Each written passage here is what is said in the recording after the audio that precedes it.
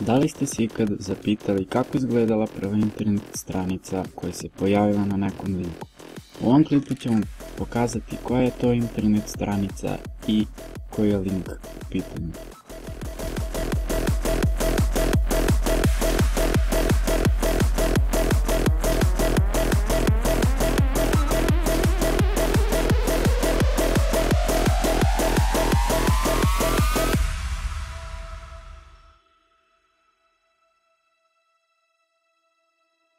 Fizičar Tim Berners-Lee je 6. avgusta 1991. godine objavio prvu web stranicu radeći na CERN-u.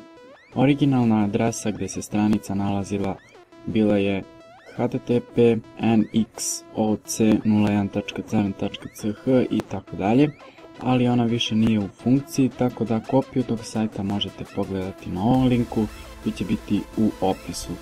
Stranica se sastoji od nekoliko kraćih definicija vezanih za novi protokol World Wide Web.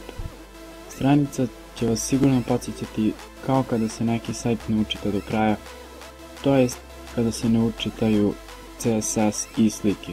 I to je to u ovom klipu. Nadam se da vam se sviđa ovaj klip. Ukoliko jeste, lajkujte ovaj klip, šerujte ga i pretplatite se na kanal ukoliko već niste. Pozdrav!